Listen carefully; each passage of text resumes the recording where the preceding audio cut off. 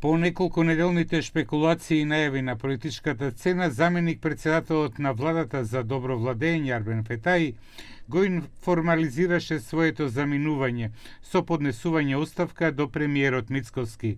Заминува со крената глава и чиста совест, напиша тој, алудирајќи дека зад неговата оставка стојат незадоволства и предизвици што ја одбележале неговата работа во извршната власт. Денеска му ја доставив на премиерот мојата оставка од функцијата заменик председател на владата задолжен за добро владење.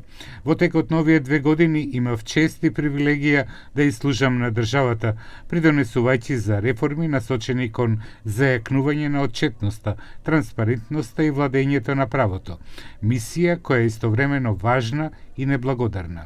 Заминувам со крената глава и чиста совест. Ова е добро промислена одлука, донесена со уверување дека во сегашните околности тоа е најисправниот и најдостоинствениот чекор. Само неколку часа по објавата на Арбен Фетаи за неговото заминување од функцијата заменик председател, остро реагираше Алијанса за албанците, отварајќи прашања за неговиот институционален статус и улогата што ја имал во последните политички случувања. Опозицијската партија оценува дека Фетаи добил значителна политичка и човечка поддршка, но на крајот избрал да замине, оставајќи разочарување кај оние што верувале во него и во неговите ветувања. Арбен Таравари е човекот кој го донесе Арбен Фетаи од Брисел, му веруваше, го поддржа и му ја даде можноста да служи како министер со одлучувачка моќ. Очигледно Фетаи на оваа доверба возврати со предавство. Наместо благодарност, соработка и придонес во партијата, тој ја изневери довербата и му заби нож во грб со своите одлуки. Но постои една изрика: кој предава ќе биде предаден, и самиот Фетаи го почувствува предавството од луѓе кои ги сметал за доверливи.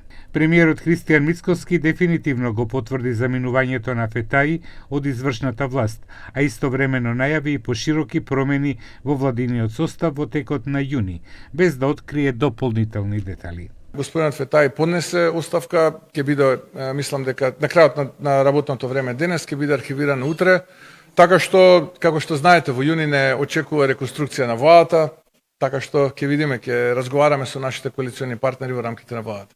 Со потврдата на оставката од самиот премиер, вниманието сега се насочува кон најавената реконструкција на владата и кон името што ќе го замени Фетаи во владиниот кабинет.